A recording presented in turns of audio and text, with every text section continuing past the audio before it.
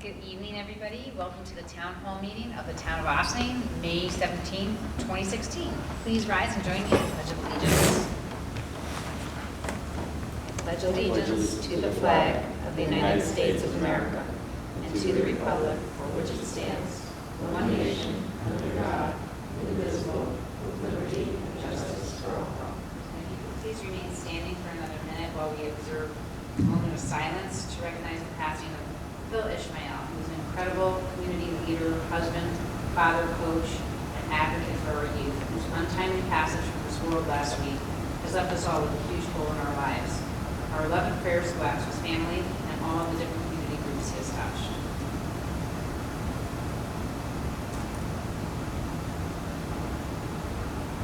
Thank you.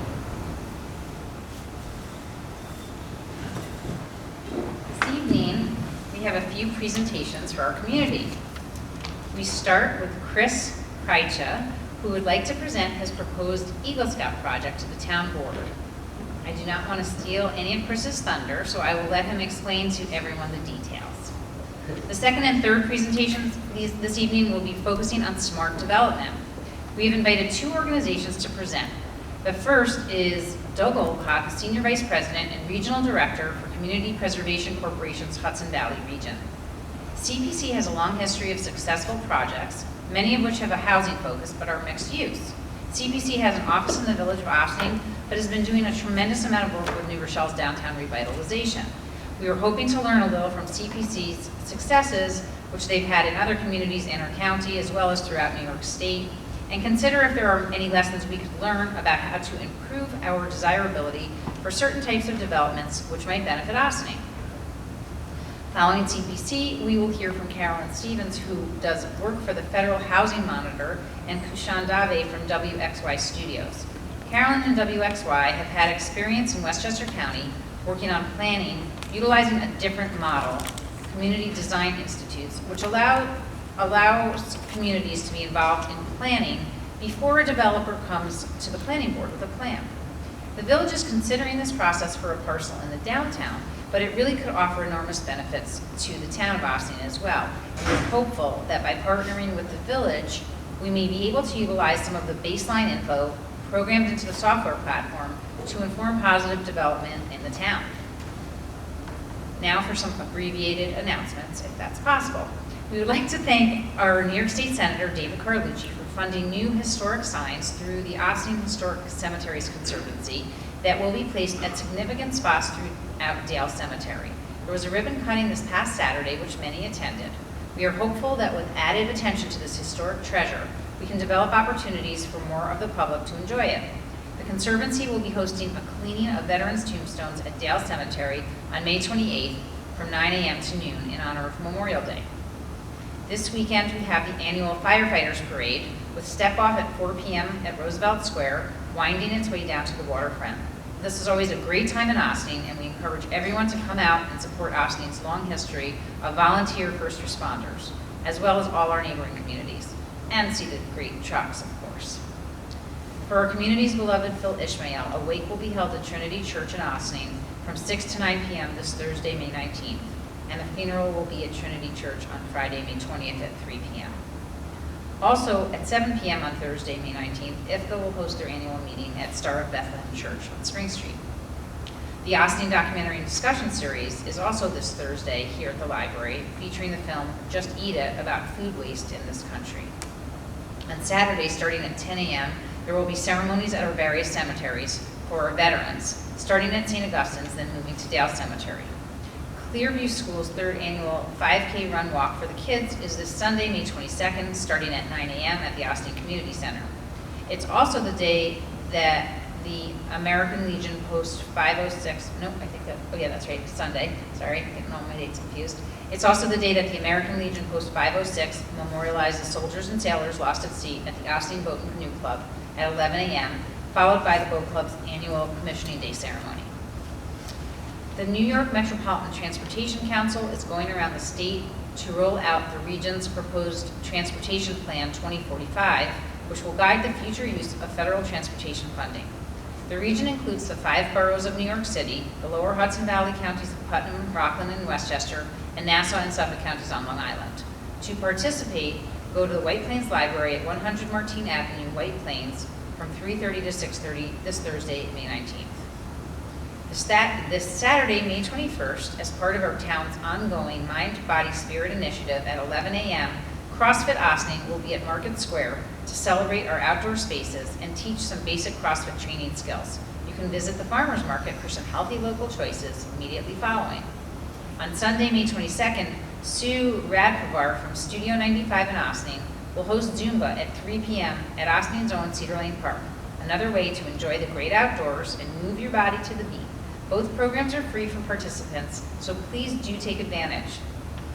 Con Ed sent out notices last week to many of our residents in both the village and town of Ossining, notifying them that if you have not opted out of the offer to participate in community choice aggregation to guarantee lower prices on your electricity, then you will start to see the new rates on your June bill, those new lower rates. If you do not want to participate in the program, you may still opt out. Feel free to ask us any questions if you still have them. I know we've talked about this at many meetings, and if there's bound to still be questions now that people are seeing these letters coming in the mail. Coming up in a couple of weeks, Lord Cultural Resources will be hosting a community meeting about the Sing Sing Prison Museum, so you can give your input about what you would like to see proposed for the museum. It runs from 6:30 to 9:30 p.m. at the Ossining Library on Tuesday, May 31st. That's a fifth Tuesday, so we may not have a meeting, so we hope to see you there. For more information, visit singsingprisonmuseum.org. There is a town planning board meeting tomorrow night, May 18th, at the Ossining Community Center with a packed agenda starting at 7:30 p.m. to review the following project presentations. 74 Hawks Avenue, two-lot subdivision, Hearth Knolls, 87 Hawks Avenue, multifamily development site plan, Artist Senior Living at 553 North State Road site plan, Bethany Arts Community, 40 Somerstown Road site plan, and River Knoll, 40 Croton Dam Road, multifamily development, zone amendment and site plan. Also, please consider joining us next week when we will host a joint work session with the Village of Ossining to discuss options before both boards to improve the way we pay for our shared water resources, which serve all of the Village of Ossining and the residents and businesses in the unincorporated part of the town. We will also hear a presentation jointly from LaBerge Group from up in Albany that has been extremely successful at securing grants for studying and completing efficiency projects in other communities throughout New York State. We are hopeful we can work together on projects with both villages and the town to improve how we deliver services and resources in this challenging time of the tax cap. We will also have a brief presentation about some of the work the state is undertaking in the town that impacts our water and sewer infrastructure and how we can benefit from this work, specifically the culvert replacement at 9A and 134. Please join us back here at the Ossining Library at 7:30 p.m. for a jam-packed meeting. I'm sorry, did I say Tuesday? I'm sorry, it's next Tuesday night, the 24th. Okay. Now, I just want to know if my colleagues have any other announcements. Otherwise, we shall turn over the microphone to Chris Reichel. Are you ready to go? Look forward to hearing the presentation. But you are going to need a microphone, so if you're not going to stand over there, I'm going to give you one of these, okay? Are you sure? Yes, I'm sure, because otherwise the camera cannot work. I'm loud. We need to be able to. Hi, my name is Chris Kreitcha. I am a Boy Scout in Troop 18 Briarcliff, and I'm here to ask the amazing town board and village board, no? Well, people of Ossining, to allow me to bring a beautiful dream into the reality of our everyday lives. My project is to create a memorial sitting area in Gerlach Park. The sitting area will include a birdhouse, a bench, a tree, and a beautiful plaque. And this memorial sitting area is for those who were lost in 9/11/2001. Money is a big issue with everything in life. So that's what I'm going to touch on first, so that way we can get it out of the way.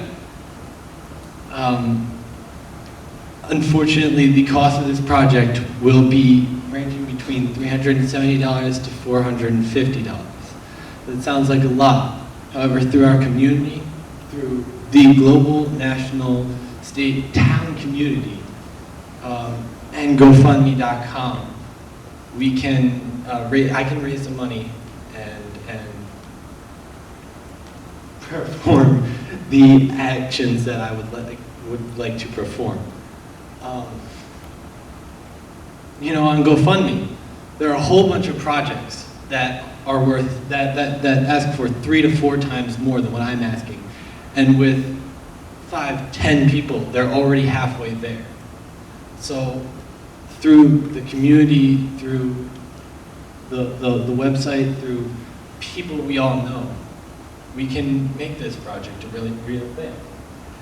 Now, as you can see, I broke it down. I have the 125. I have all the different prices for things that I'm going to need for this project. Tools, I actually own all the tools, so I can supply those.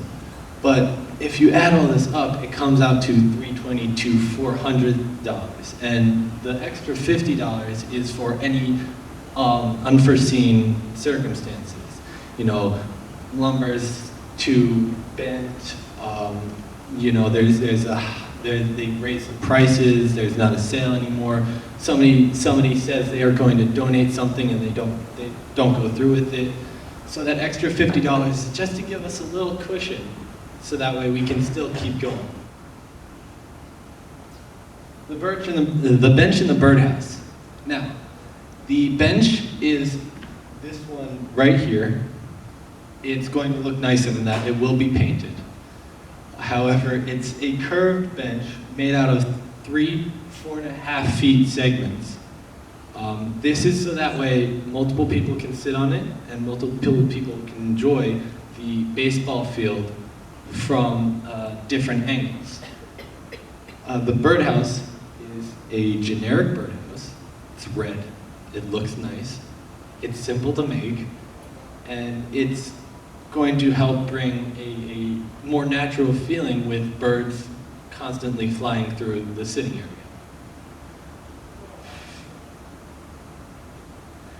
Now, this was just a whole bunch of logistics. This is pricing for the wood on the bench, the different screws, the different materials we need to build. This is how I came up with the estimated cost. And then this is the birdhouse. Now, on Lowe's.com, I searched up how to build a birdhouse. That's the easiest thing to do when you want to learn how to build a birdhouse. And Lowe's.com actually has a diagram with the information needed, such as what length wood you need and where you can find it, more specifically the model number. And they give you even a diagram to use so that way you can easily build a birdhouse. It's a very nice thing for them to do. The tree. The tree is the hardest part so far. I have gone nursery to nursery asking if they have a red oak, because the red oak symbolizes strength. And when America went through 9/11, what they needed was strength to push through the fear. As well as the red oak is a shade tree. Shade trees bring tranquility to anywhere they lay, because they stand, because it brings a nice calming presence of shade and not darkness, but coolness. So other possible trees that I have actually found at Home Depot more specifically were red maple trees, sugar maple trees, and the weeping willow. I like the weeping willow personally because it looks really cool. But the reason why there's such a big range for the money from $370 to $450 is because these trees, whether what size, whether what breed, they cost an awful amount. $50 to $130 was the cost that I saw. So that's why I had to factor in a range of prices. These are the losses of the town of Ossining. In 9/11, the town of Ossining lost 4 people. From Briarcliff Manor in specific, Ariel Lewis Jacobs, Krishna V. Murthy, and from the village of Ossining, Gary Haig, and Arthur J. Jones. And as you may see, Arthur J. Jones does have a beautiful little park in the village of Ossining. And that was one of the driving points that pushed this project forward, because I wanted to make sure that not just Arthur J. Jones or Gary Haig, who's an important person in my personal life, but as well as Krishnamurthy and Errol Jacobs got recognized for the fact that they were lost in such a horrible incident. The plaque recognizes all those lost from Ossining. I checked Crown Trophy, and I originally said money was a problem. Well, this was a problem. Crown Trophy decided to say, yeah, we can do what you want, but that's going to be around $300 to $400. So my project in of itself right now costs about as much as that plaque would have cost from Crown Trophy. So with my mother at my side, we searched and searched and searched the internet, and we found plaquemaker.com. On plaquemaker.com, I searched through that and I found a 10 by 12 copper plaque or cast that could be customized with up to 200 characters, and it comes out to the cost of $81. And the way I would be working with this cast, this copper cast, I would be placing it either on the bench itself, so all those who sit there can see it, read it, understand what the sitting area is about, or on a stone that is polished on one side but natural on the rest of the side, so I can place it in front of the tree. Written on the plaque, as you can see, is in loving memory of a wonderful husband and amazing father of three, Gary Haig. Prayers go out to all other town of Ossining residents lost on 9/11/01. Errol Jacobs, Krishnamurthy, and Arthur Jones. And the reason why it starts out with in loving memory of a wonderful husband was because my best friend lost her father in 9/11. And so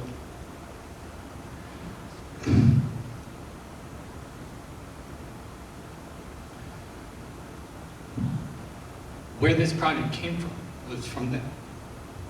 I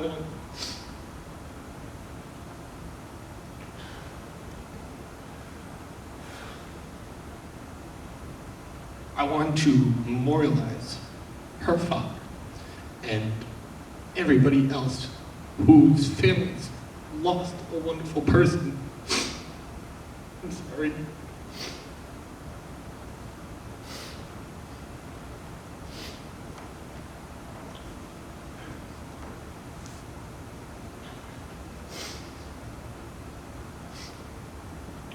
The next slide is the material needed. So for the birdhouse and the bench, pressure treated and weather treated wood will be needed.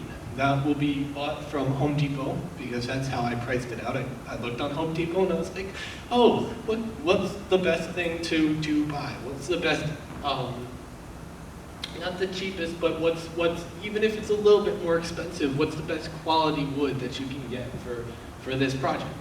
And so pressure treated wood and weather treated wood from Home Depot. Nails and screws, also from Home Depot. The tools, I will need saws and hammers, but after years of the Pinewood Derby as a Cub Scout, I have every single tool in the book. The tree, obviously. Shovels. Who doesn't have a shovel? Seriously. Work gloves are definitely a must-have, but I have about 10 sets of work gloves, because my father and I just keep buying more and more work gloves, because we lose them and then we find them later on, but we already bought them in a pair, but then we lose them again, but then we find them 10 minutes later. So I have plenty of work gloves. Then I've seen when people plant trees, there's either a fence, like a small plastic fence that goes around, or two poles that help to keep the tree straight and keep it growing properly. So I will be getting those and lunch for the workers, because if you don't feed the people who are helping you, you probably won't get help. Time. Now, time is a big issue. Time is almost as big as money, because money is time, and time is money. So, the time needed will be a weekend, a Saturday and a Sunday. The first day, the Saturday, we'll be building the benches and the birdhouse at my own house on the property, so that way we don't take up space in the park.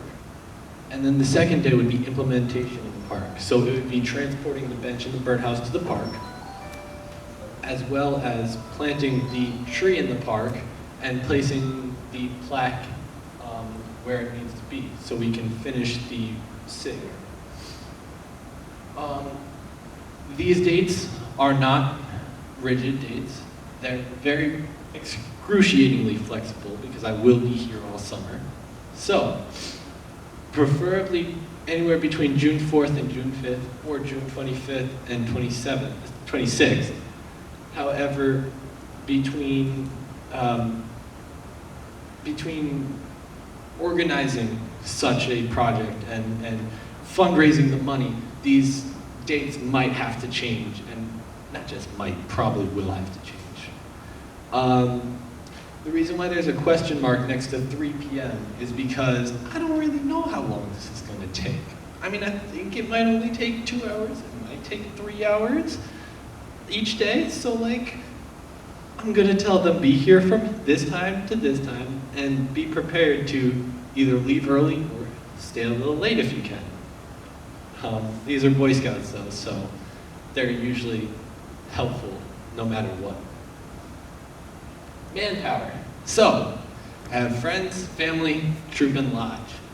Now, the family members, I kind of can't ask many of them to help, because if I do, I'd be having many people over a certain age that should not be doing this kind of work.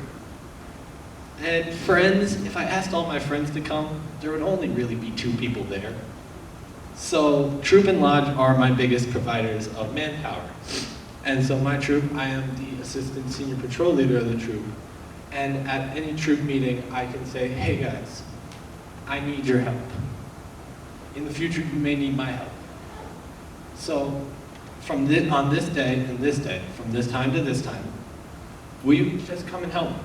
Give me a couple hours of your time to make something wonderful into a reality. Promotion. Now, promotion's a big thing. Everybody needs to know about this, but nobody needs to know about it. But everybody needs to know about it, because with a project like this, you need to have a certain amount of people working on the project. So, social media is obviously a big way to promote things. However, the easiest way to promote things to a group of people who are willing to help at any time is at the troop meetings. Lodge meetings and lodge emails. Lodge meeting only meets once a month. Lodge emails, I don't have too much access to that. So, you know, I can't really do much with that. But troop meetings, as the leader, I am able to convey what I need. And on 9/11/2017, to fully complete the project, I would like to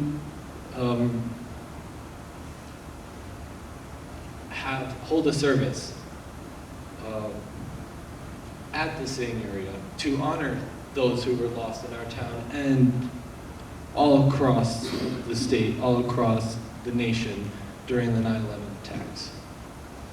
So I will love to have a moment of silence, a little speech from the families saying how their family member who they lost was important to them and how much they miss them. And I will also be talking to the people I know in the restaurant industry and the catering industry to attempt to get burgers and hot dogs for those who attend the service, because everybody loves food. And there's no way to say, hey, this is sad, but we have to be happy to make sure that they understand we're happy. kind of way than saying, hey, here's some hot dogs and hamburgers. I work for a catering company, and I have buddies who work and own a restaurant. So this shouldn't be too hard for me. As well as PAC 6, PAC 6 Briarcliff and PAC 83 Ossining are always willing to help with stuff like this. So I will also be hitting them up. See Briarcliff and Ossining to get them to help out.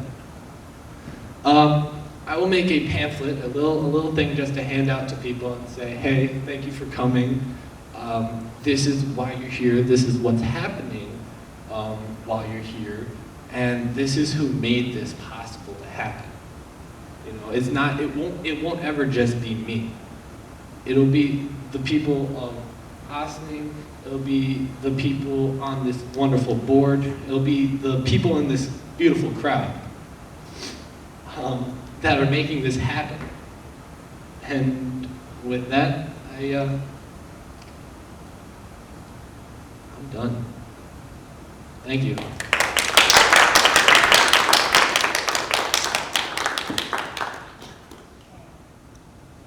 Thank you so much, Chris. That is a fantastic project, and it seems inspired by love and goodwill and everything that an Eagle Scout project is supposed to be. So thank you for that very comprehensive explanation.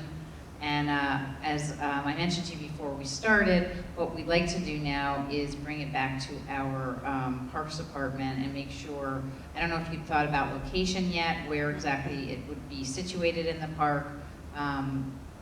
Yeah, you want to have the microphone again? Okay, but just for a quick second, we've got like 2 more presentations tonight. So, okay, well, a quick second if you want to mention where it's going to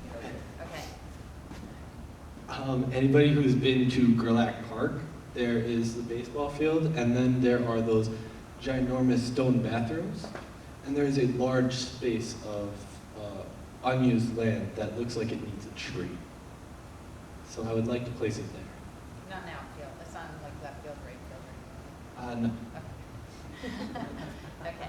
Just want to make sure it doesn't. So we just want to make sure that the tree, whatever tree you pick, and how it grows, that it's not going to compete with anything else in the park, and all the other considerations that we need to make. And then we will, if we have consensus from my colleagues that if all is good, that we could move forward with it, then we will. And we thank you very much for your presentation. Thanks. Okay. So next, can we invite Doug Olcott? Thank you, Eric Blaha, in the audience for helping us out tonight with Chris. Appreciate it. And I'm going to give you this microphone unless you're planning to stand up. Okay, fantastic.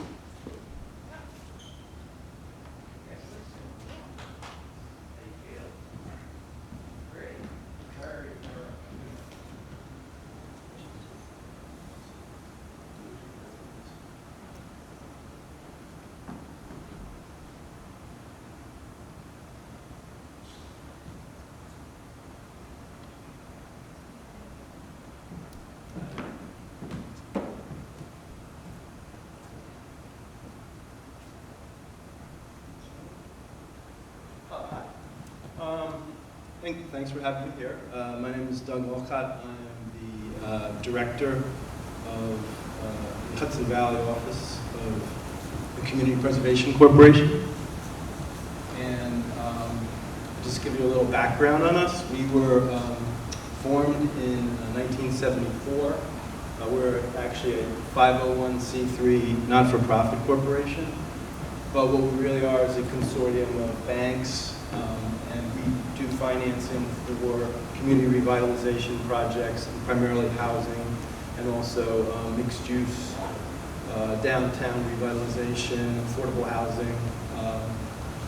And we were started out with David Rockefeller was actually the president of Chase Manhattan Bank at the time. And it was the time, I don't know if anybody goes back that far, but if you remember when the Yankees were playing in the World Series and there was a shot of some buildings burning in the South Bronx behind the stadium, and Howard Cosell said that the Bronx is burning.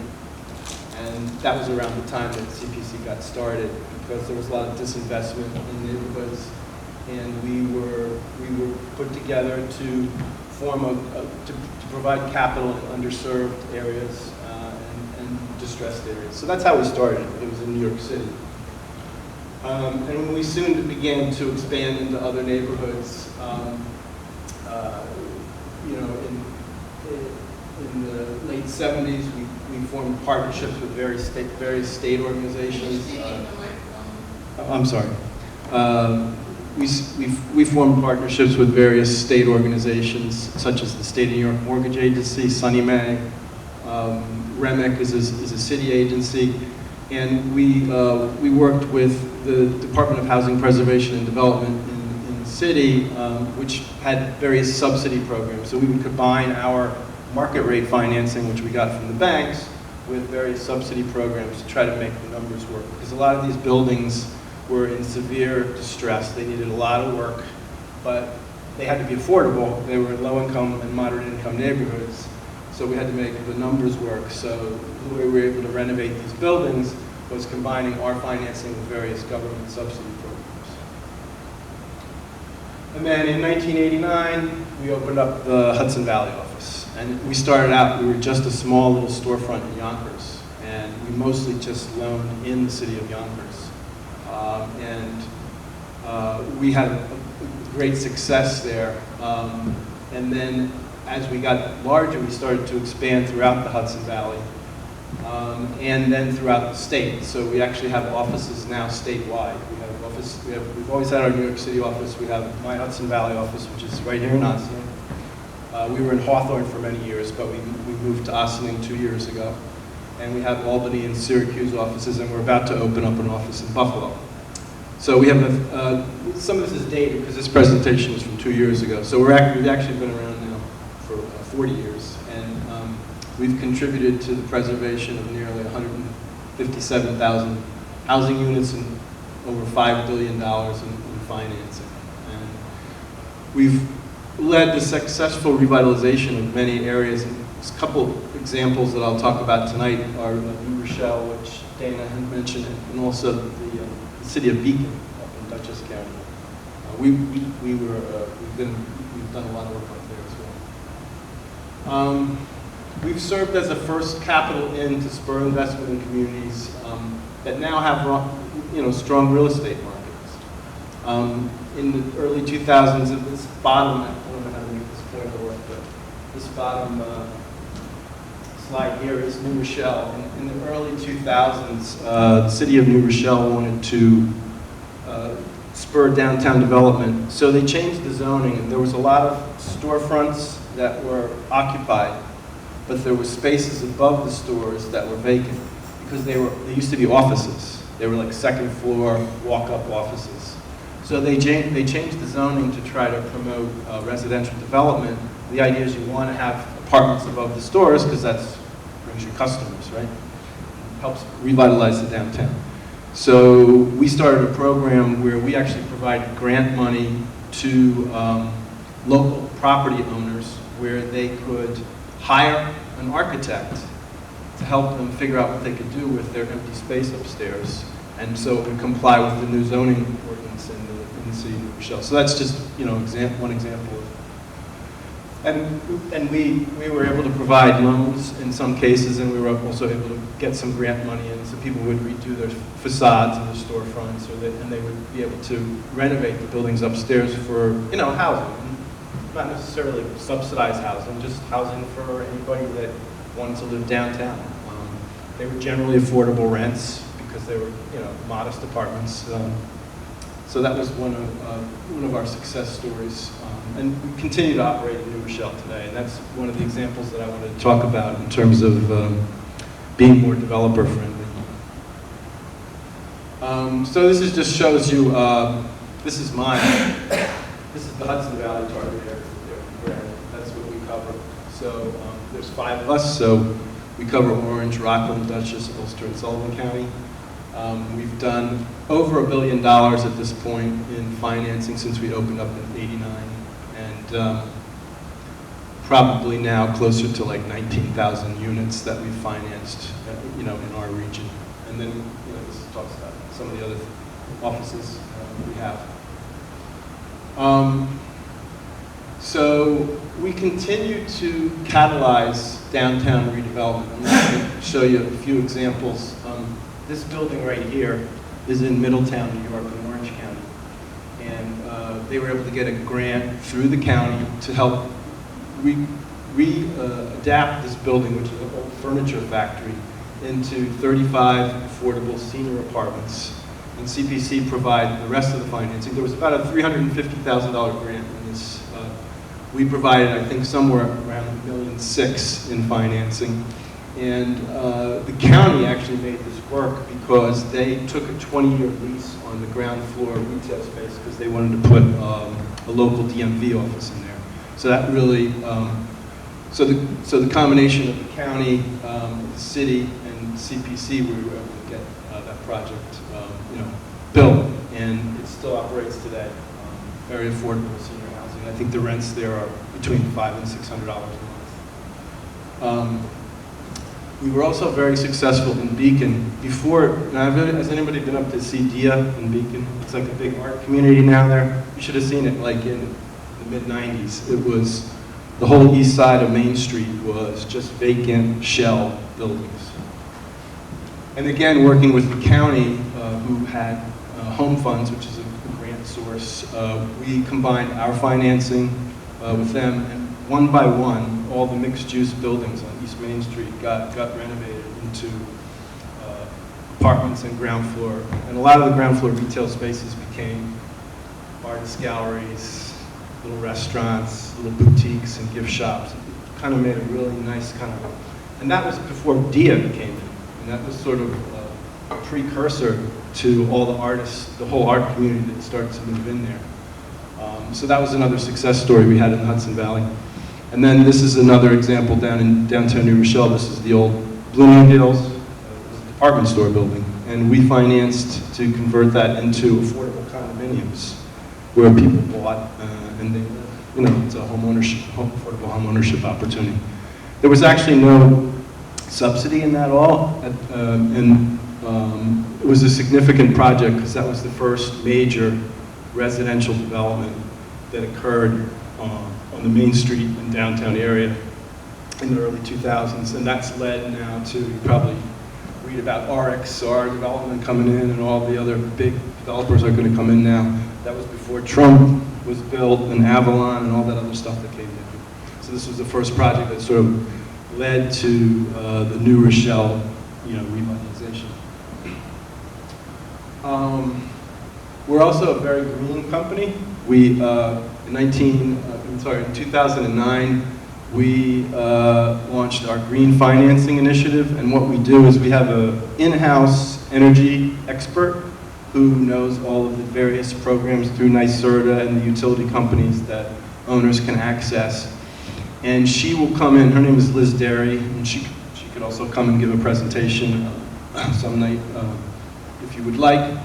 If you wanted to try to bring in some property owners, she will go in. CPC, all of our loans that we originate, we keep in our servicing portfolio. So, and one of the requirements of anybody who has a loan with us is they have to submit annual itemized income and expenses. We take those and we tabulate them, and we see what average costs are to run buildings for utilities, for water, common area electric, and heating.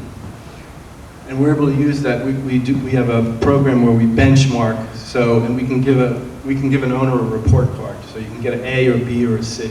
So you may get an A because you put in recently put in an energy efficient heating system, but you might get a C for water consumption because you have leaky pipes, you don't have low flow. You can put in low flow fixtures. You can do other things to save water.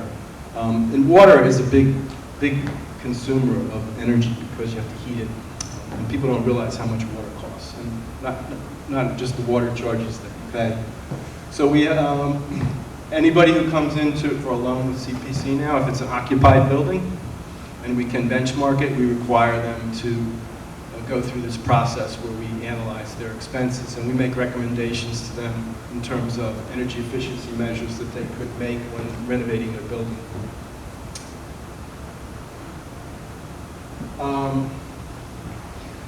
Another thing that I just want, some of this is going to be a little bit too detailed for this presentation tonight, but the bottom line is we're what we call a niche lender. We do mostly smaller projects that the larger banks don't want to do. More than half of our loans are historically in the Hudson Valley have been less than $1 million, which for commercial, multifamily and mixed-use buildings, that's considered pretty small. And we deal with, mom and pop owners, novice developers, not-for-profits that have varying degrees of experience. We've worked with IFCA here in the village. Karen is here. And we've had conversations with them recently about looking at some stuff down the line. And we are the first capital in and the last ones out. So when what hit the fan in 2008 and the world almost exploded, CPC didn't go away. We had problems like everybody else in some of the projects that we did, including one here in the village. But 73 Spring Street, as everybody is probably aware of, but we stepped in and we became active on the board there, and we got the loan we got the property put into different hands, and we finished the renovation, and we were able to stabilize that building, and now it's fully occupied and it's operating. So we don't cut and run when times get tough. This is just an example of what this red shows you the number of loans we did between '99 and 2013. Most of those were less than $1 million. That red is less than $1 million. Our mission is to focus on technical assistance, government priorities, and wholesale neighborhood revitalization. Very interested to hear the next presentation, because I told Dane and I were at an event a few weeks ago that led to this, and she said, "How come you haven't done anything in Ossining lately?" And I said, "Well, we react to proposals. We're not developers. We provide financing. So where we've been most successful is where the local priorities have been outlined specifically, where the zoning is in place to promote both, affordable and market rate housing together. We don't just do low-income housing. We don't do about the only thing we don't do is luxury housing. We're not going to finance Ginsburg down on the water there. But anything else in between, and we react to local priorities and to what the neighborhoods and what the municipalities want to do. So we're here in town, and we're ready to work with the town and the village of Ossining to try to target. There are some exciting now. Some of these projects that I mentioned before had county funding through the home program, and I know that that's not an option here in Westchester County right now because most of the funds are tied up for various reasons. But there are some interesting state programs coming online. Karen's looking into one right now called the Community Investment Fund, which provides basically 0% 30-year deferred loans for mixed-use projects that offer that promote retail space and economic development in downtown areas. And we can combine that program with our CPC funds. But there's also a couple of other new programs coming online. One is called an 80-20 program, where they would provide also low-interest subordinate grant or debt financing in conjunction with new construction projects where at least 20% of the units are affordable. And I know the Village of Ossining and the Town of Ossining both have ordinances that require 10%. This would be a higher percentage of units, and it would also meet a lower income. I think the village ordinance is for 80% median, the state program would require 20% of the units to be at 60%, which is still, I mean, it's middle income housing still. I mean, it's not, we're not talking about super low income here.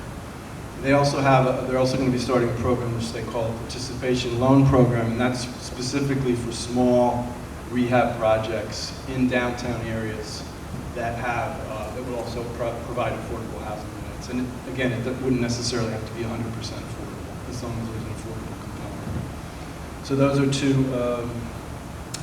We just had our board meeting last week, and we were lucky enough to be presented a proposal for the new state housing plan from Jamie Rubin, who's the new commissioner of the state housing agency, which is called the Division of Housing and Community Renewal, or Homes and Community Renewal. Some people call it DHCR, some people call it HCR. So we're going to be working closely with them. The state housing plan is not finalized yet. It's still tied up in some Albany politics, but we expect that will probably be announced sometime over the summer. And then we're gonna go out on the street and help the state market this program, try to get, because the state started to realize that a lot of their state tax credits and subsidy programs were really going for large garden-style apartment complexes that weren't located in the downtowns.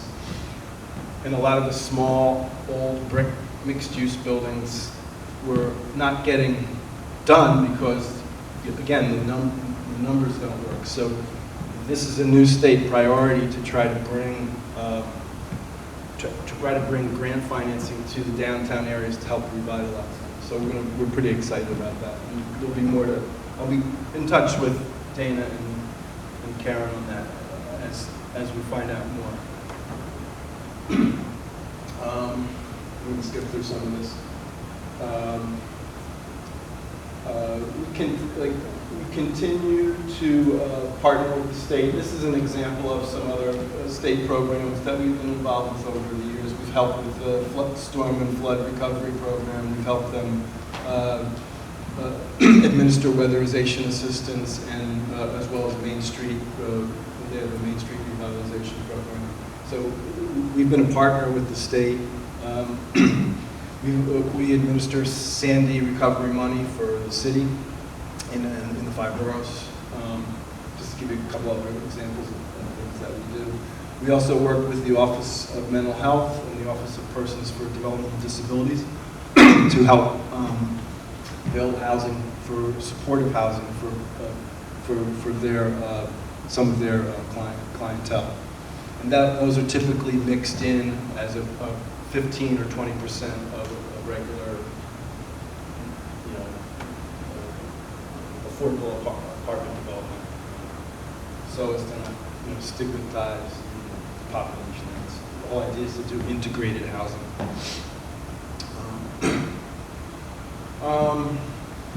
This is this is like us bragging about ourselves. We work with over 40 municipal partners throughout the state. A couple, I've already talked about Beacon. In the city of Yonkers in the 90s, we financed renovation of 78% of the vacant units in southwest Yonkers, which is the low and moderate income area of Yonkers. We're very heavily invested in Poughkeepsie right now. We've done over 500 new construction and renovation units there. We've put in our funding of $30 million, and we've leveraged that with subsidy dollars of another 8.7 million. Right now in the city of New Rochelle, they rezoned a lot of the area around the transit station, and we're very big on transit-oriented development with walkable to the train. And we have 3 new construction projects going up right now. They're about 150 units, and those are 10% affordable because they have the same zoning ordinance as you guys do here. So if you do enough units, the affordable units start to add up to make something significant. We probably have another, you know, we're looking at another 2 or 3 projects that will probably build another 150 units there.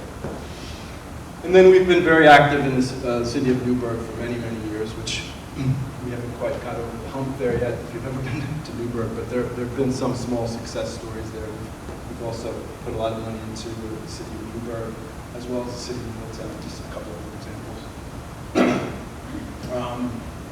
These are just to throw out some sample projects that we did. This is in the village of Wappinger Falls up in, this was new construction of 44 units, and the municipality wanted 20% affordable there, so the developer signed an agreement with the municipality to have a restrictive covenant on the land that he had to do at least 20% affordable. And that was that's built and occupied now. It's very successful. This is in downtown Mount Vernon. This is an example of a mixed-use project. By the way, these aren't vacant storefronts. This picture was taken while the renovation was still going on. Those are all occupied. So that was a 28 units, formerly 4 formerly vacant adjacent buildings with ground floor retail, which is now fully occupied. And then this is in the city of Yonkers on South Broadway. This was a renovation of another mixed-use building that we did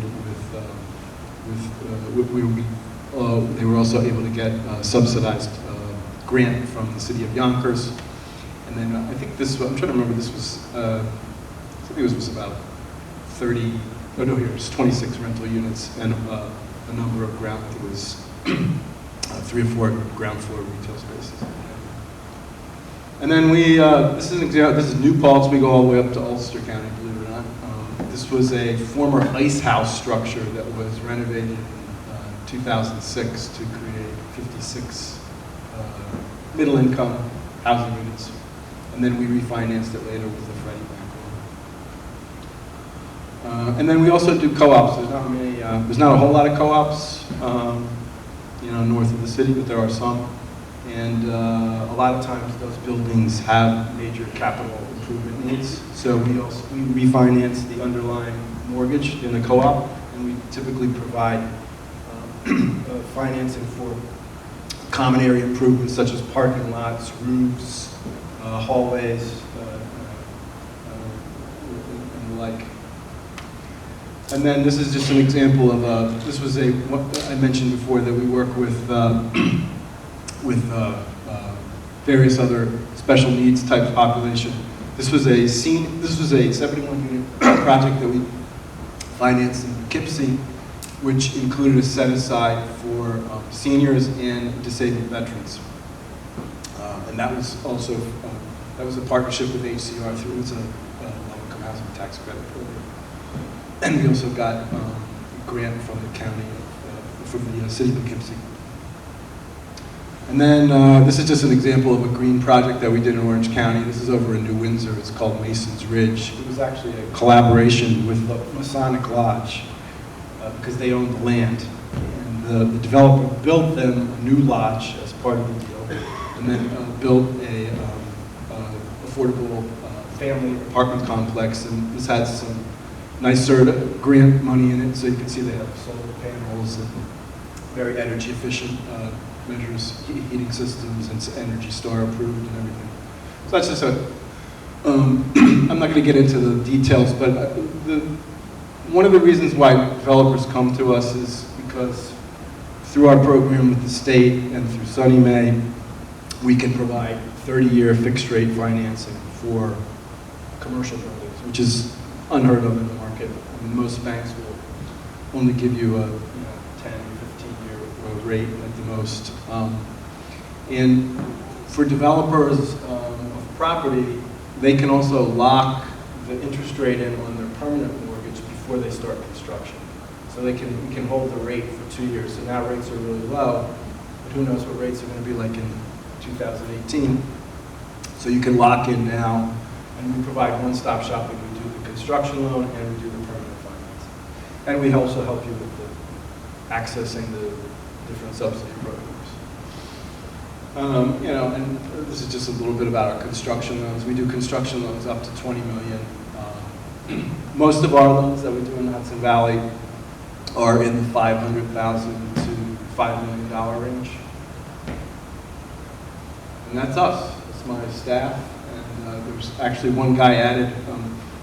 Rafael Sestero is our CEO. He was the housing commissioner under Mayor Bloomberg. Bloomberg was in office, so he knows a lot about housing. Sadie McEwen is our chief operating officer, and then this is me and my staff, and we have one other. And then this just is a summary. We've done over $1 billion, and this just shows you what we've done by county. And that's my presentation. So I don't know if anybody has any questions, I'd be happy to entertain them. Why don't you hold on to that microphone, okay, so you can answer any questions. I'll just ask my board colleagues first if they have any questions, then we'll go and ask the audience if they have any questions. I just want to say thank you. As Doug mentioned, IFCA works with CPC and has worked with them successfully, and so not so much a question, but just a hope that we will be successful in acquiring some of these state funds, and we'll be able to work with you going forward on Main Street revitalization and development of affordable housing, which we really need at 60% AMI and below. So very much looking forward to that. We are excited as you are. So if the folks in Albany can get the legislation. I mean, the money's been appropriated. The money is in place. Now it's who gets what where and which programs. But there's a very large pot of money which the governor has allocated for housing. And there's a lot of money also available for middle income housing and mixed income housing. Just one follow-up. This is actually one question.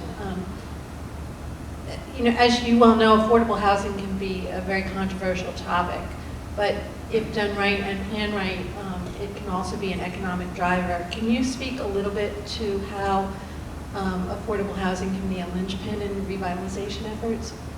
Yeah, I mean, affordable housing can get a bad name, but you know, when you're talking about 60% of the area median income, the area median income, it's based on county, okay? It's based on county. The county of Westchester, median income for a family of 4, right now is I think about $103,000. So we're talking about a family of 4 making up to $60,000.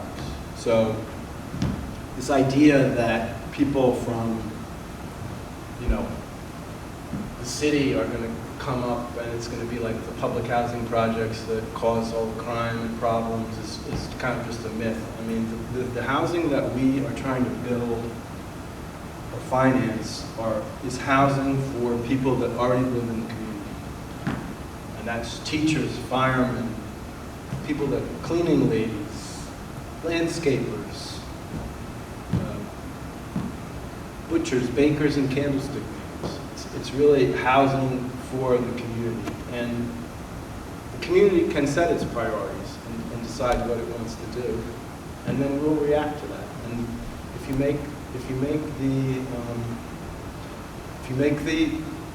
make developers, you know, the other thing is everybody thinks all developers are bad guys. They're not. There's a lot of bad guys, sure, but a lot of developers that we work with are very community oriented, and they do want to do something that they can be proud of. So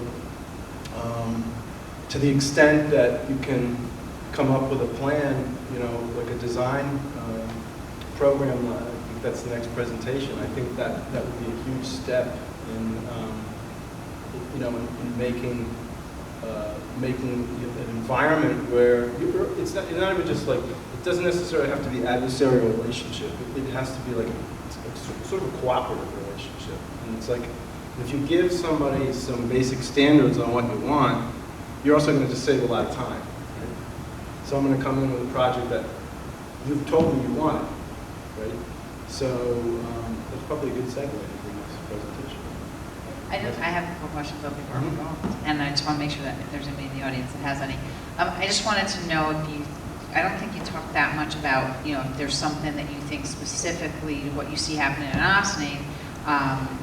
And you don't, I'm guessing you don't really know that much about the town and our zoning because you tend to focus more on downtowns. And our downtown is arguably North State Road. I don't know if you spend a lot of time there, but you know, we have a number of developers who come into us recently, and I think, you know, the economy is shifting and rates are lowering. I think there's definitely an interest in looking at what developable parcels there still are out there. We've had conversations at the board table about, you know, sort of making sure that we're right-sizing projects and fitting and addressing the needs of the community now as well as into the future. So I just wanted to know if you could, you know, sort of thinking about that, if you had any suggestions that you think would be helpful to Ossining, and you know, you can cast a big net, because I think that we all have to be thinking about how we work together on all these projects moving forward. Yeah, I mean, one of the big incentives that you can give developers to build the project that you want is through, you know, tax policy. I know, you know, pilots probably have a bad name, paying minimum taxes, but they can make sense for both sides, because, you know, if you have an underutilized vacant piece of property that's not bringing in any taxes, and you come to an agreement with the developer on a tax plan that makes the numbers work so you can actually build it. Because everything else is pretty much standard, you know? It costs so much to heat a building, it costs so much to you know, make repairs and maintenance and manage it. But the big variable we see in communities is how they tax projects, new projects that are built. And I think a lot of new construction gets over-assessed in terms of the income that it can produce. So I think tax, and it may not even be like a formal tax pilot. It could just be, you know, working with the developer and on an assessment that makes sense for both sides. So I think tax policy is big. And then I think just, you know, the approval process. I mean, your zoning is your zoning.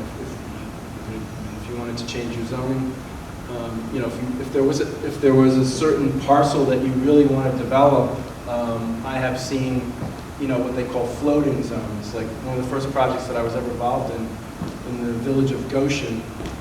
I was actually the director of community development in Orange County, New York, which is where I'm originally from.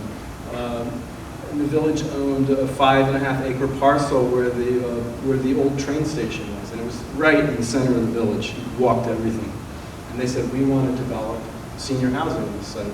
So they changed the zoning they created a floating zone for affordable senior housing, and they built an 85, they did a request for proposals for developers, and they built an 85-unit senior affordable housing project on the site. So, you know, if there's underutilized parcels that you would like to see developed, then, you know, one of the most powerful, I know it's time consuming and everything else, but one of the most powerful tools that a municipality has is its zoning policy. I'm actually on the zoning board of Croton where I live, so we actually changed our zoning in the Harmon district to promote mixed use, you know, in that underutilized area where the Dodge dealer used to be, you know, it's kind of like, so we changed the zoning there. It was pretty controversial, and you probably read the Gazette, there was all kinds of fights about it, but to me it's not that controversial to build 3-story buildings with ground floor retail space, because that's what the rest of the downtown village is, so I'm not quite sure how that's controversial, but you know, those are the kind of things that you can do to promote what you want. And then my other question is, you talked about a number of different programs and some state monies that are out there. Have you worked with any of the municipalities, i.e. New Rochelle, to help obtain some of the grant monies that are out there? Like, have you worked with the Mid-Hudson Region Economic Development Council at all to bring in money for either studies or actually for development? We don't really have the staff to do a lot of grant writing. What we do is we try to partner with agencies that have pots of money and learn their programs so that we can steer developers, but we don't do a lot of grant writing where I mean, every once in a while we'll get a pot of money to redevelop. Like years ago, we got a pot of money through CDFI for downtown Newburgh to do projects, but that's not one of our main focuses is grant writing and that kind of stuff. And I was glad the first slide that you showed of all your successes, everyone was a city. Then in the following slides, you kind of identified some villages and towns also. I was happy to see that. So, yeah, well, we work with a lot of villages. Highland Falls, just across the river, they had an urban renewal plan that we helped them with, where they had some underutilized industrial, but they got block grant money from HUD, and they bought the land and knocked down the buildings and issued requests for proposals to developers. There's a not-for-profit that we work with called Empire State Development Corp. And they built in 2 phases. I think it was 24 total affordable townhomes for sale, home ownership. So they brought home ownership down to the village where there was a lot of distress. So that was pretty successful. well, I appreciate the presentation, and I personally learned a lot about what you have done, and I thought it was really helpful. So I appreciate you coming out tonight. And I just wanted to ask if there's anybody in the audience that has any questions before we go on to the next presentation. Okay.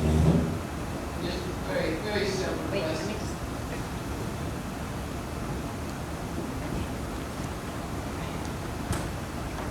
Is there anything in process right now in Ossining or in planning stages?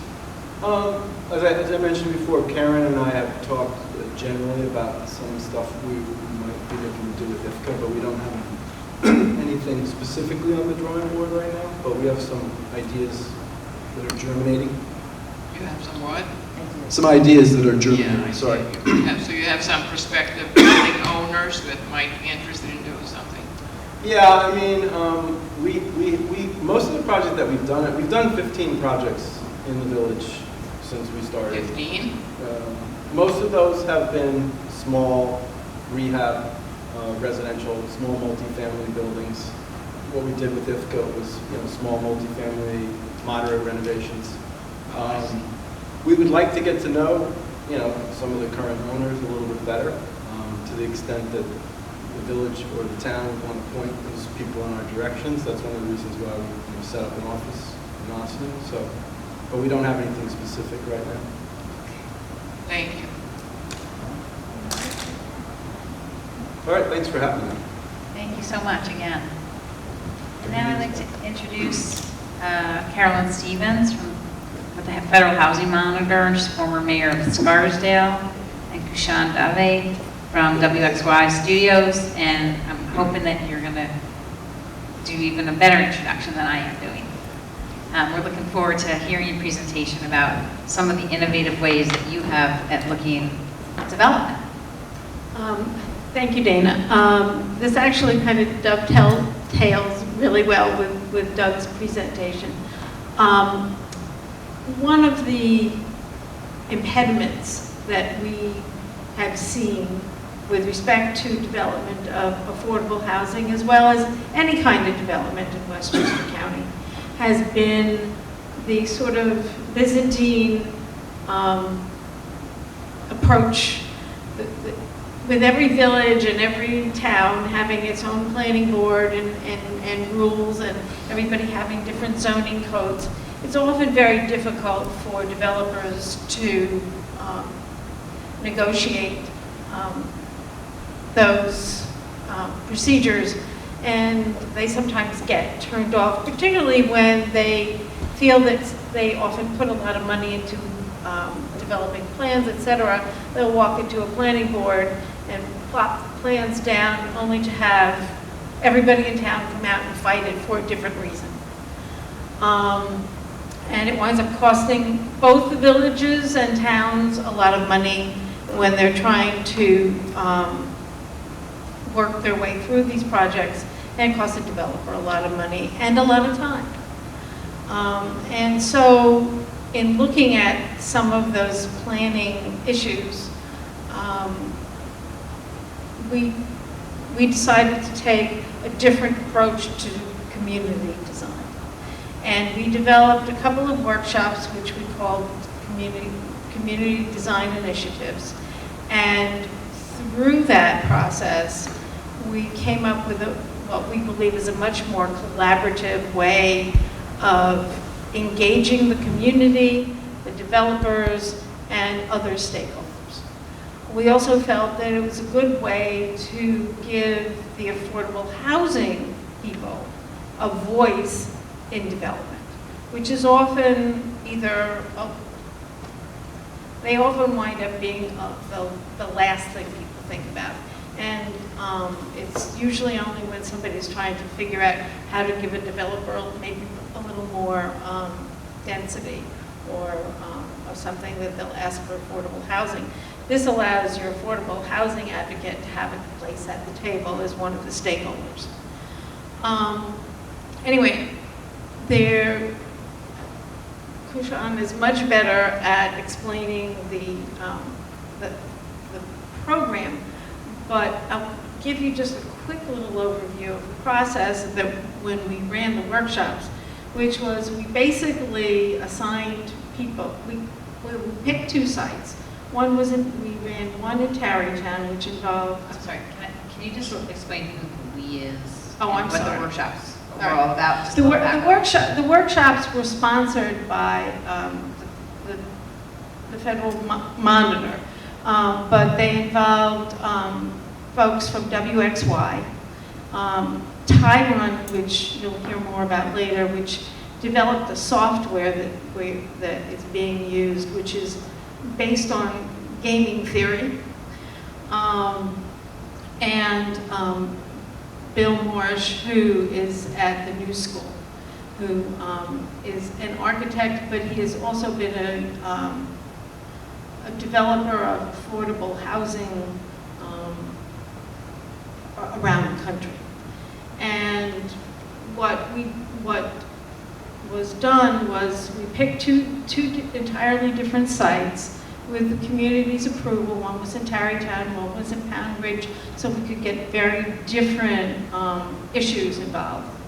And people were brought into, community leaders and developers and some actual affordable housing people. We brought a number of different groups into the room and divided them up into teams and assigned people roles. And we tried to actually assign them roles that they didn't normally have.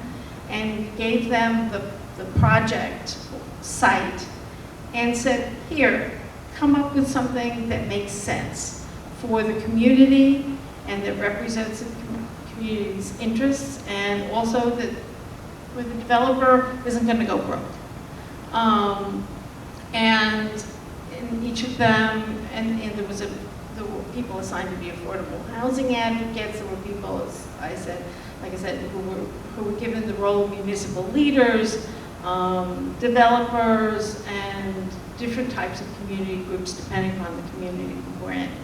And they came up with different designs, and we ran them through this Tyron software so that people could actually start to see what the ramifications of their design choices were.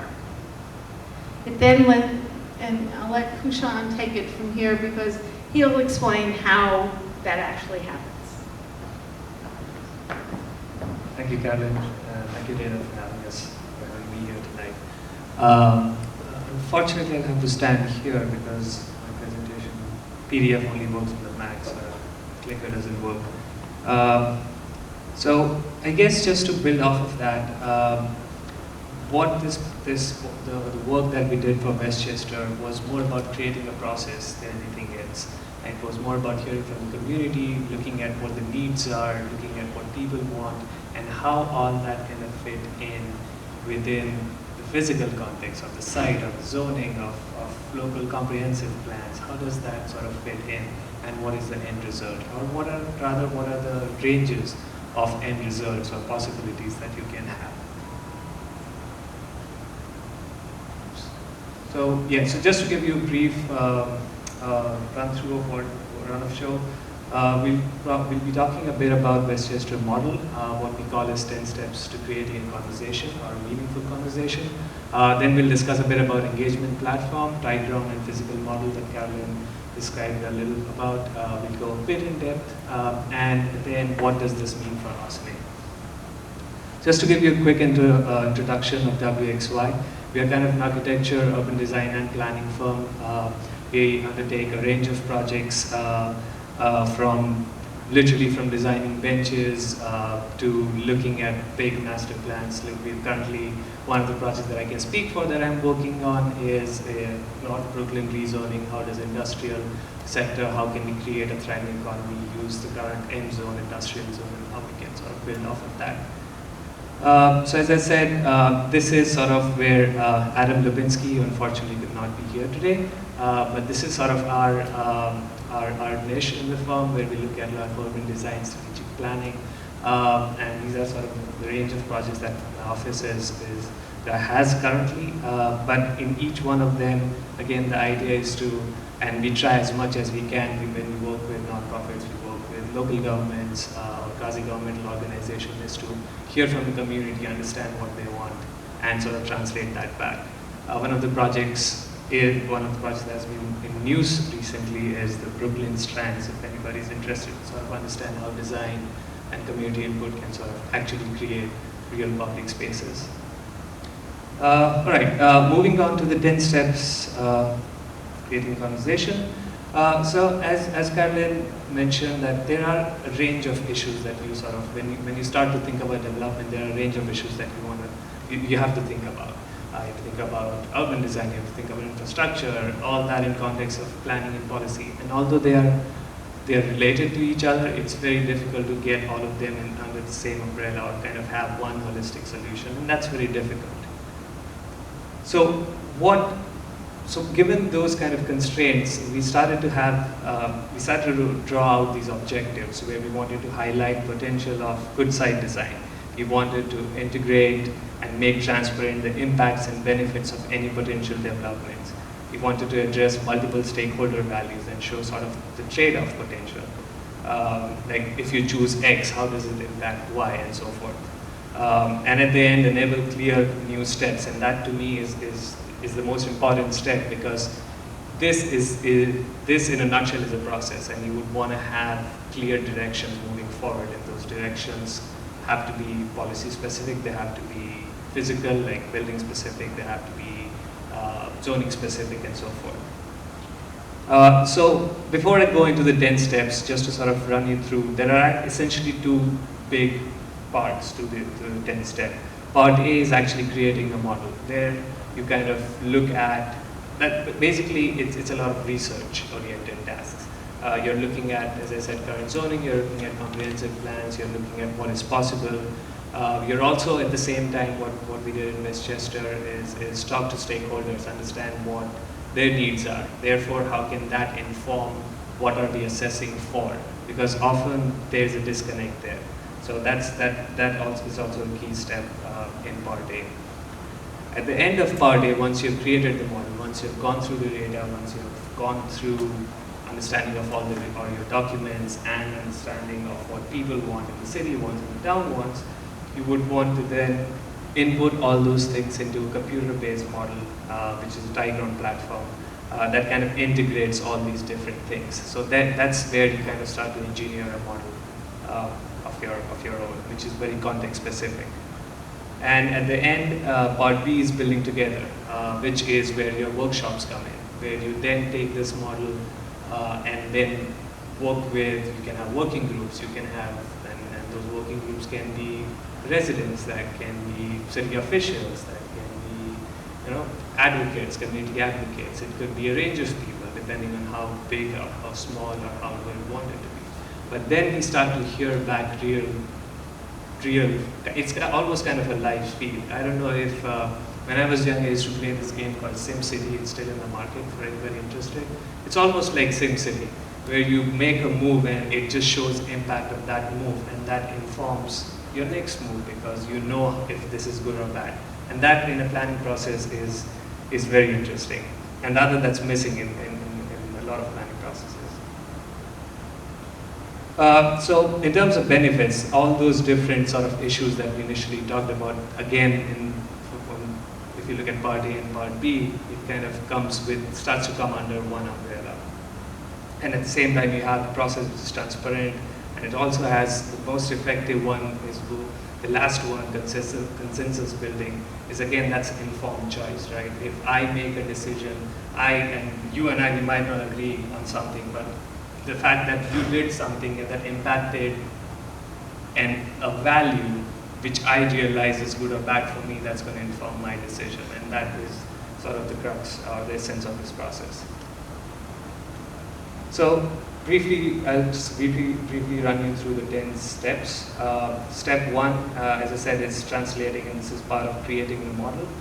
So you translate trends and needs into community design information. Questions that you start to ask yourself with data and your documents is that, what is happening here? What is happening in the place? What do the people want? What is the infrastructure that's holding people together? Can you address this? Or if you cannot, what is an alternative? You start to look at prototypical sites. Like Carolyn mentioned, we looked at one in Tarrytown, and that's the one at the bottom. And we really start to test out different parameters within that context. And and these prototypical sites, they can vary. In our case, we might already have a site. That's great, in which case we probably won't need step 2. But this was we were looking at a much broader sort of issues and goals and objectives that we wanted to achieve. Step 3 is where you start to form your indicators, and indicators, when I say indicators, that helps you measure impacts, right? So if you have, just off the top of my head, if you have 5,000 square feet, maybe that's less, you have 50,000 square feet of residential housing development, how is that going to impact the school? How many school seats do we need? Do we need more? What is the impact on parking, like given the current zoning regulation, how much parking do you need? So suddenly, these are simple things. Okay, you come to think of it. These are very simple things, but suddenly you start to understand the relation of one action versus what the consequence is, and that is where the indicators come into picture. And this also kind of ties back to what the objectives of the town or the village are. What do you really care about? Like, it's very well possible that you can have a development scenario, like for example, like whenever we talk about affordability, affordability is a global concern in a lot of sense. But how do you want to prioritize that? Do we want to prioritize affordability before do you want to prioritize parking? And that, once you have set the indicators, how you sort of lay them out, and we'll get to that once we get into our model. But that's also important. How do you rank those things? Side 4 is setting out design parameters. This is where you kind of take in a lot of physical site-based constraints. Does that have slope? What does that mean? Does the slope mean that you can only build in certain zones? Does the slope mean that there are possibilities from a real estate perspective to sort of have better views and vistas? Does that mean the units that are, let's say, above 30 feet will be charged higher rent, and so forth? So how does those kind of site-specific parameters come into picture? And these parameters also help you define your playing pieces in your game. So for the two examples that you see on your right are three-story townhouse and with different sort of combinations of 1 bedrooms and 3 bedrooms. So how do you sort of test those variations, and what does that mean sort of for the site planning and design constraints? Step 5 is bringing the right stakeholders to the table. As Carolyn mentioned, it could be a range of people that you can have in there, and at the same time, there's also a possibility that you can have these people, but these people actually have to change their hats. They cannot, a housing advocate cannot be a housing advocate. He has to be a developer and play the game from that perspective. So then you kind of start to think about what the other side is actually all about. And part B, when we get it actually into the workshop stage, you want to focus stakeholders on community design challenges. Sorry. Can you speak a little louder? Oh, sure. I was actually worried I was too loud. So these are your indicators, and as I mentioned, that your first step, in your workshop, you actually want to ask your stakeholders and your participants, how do you want to prioritize that? And the game that we did in Westchester, and after that the one I did briefly for NYCHA, it kind of gives you that flexibility to prioritize your indicators at the same time. So step 7 is create opportunities through site design. Again, this is actually getting down on the having building blocks and getting down on the board and start putting things around and start looking at what does it mean. Where do you want your site access to be? Where do you want your parking entrance to be? How do you want to do you want to have a street frontage in terms of landscape? How do you want to treat those? So there can be those different playing pieces. Step 8, which is pretty straightforward, you have to, and this is more of sort of an objective of the exercise, where you have to develop a community through a mix of users and people. The questions that you can answer or should ask during this process are like, what are the kinds of users that fit into the community vision? What building types that do you actually want to put in? So all those foam blocks that you see in the picture are different building types. Some of them are 3-bedroom, some of them are, I think, as far as I remember, some of them are townhouses. There are townhouses. There were about 10-story high-rises, 15-story high-rises, and so forth. So you're also looking at density. You're looking at how does all that sort of impact our indicators.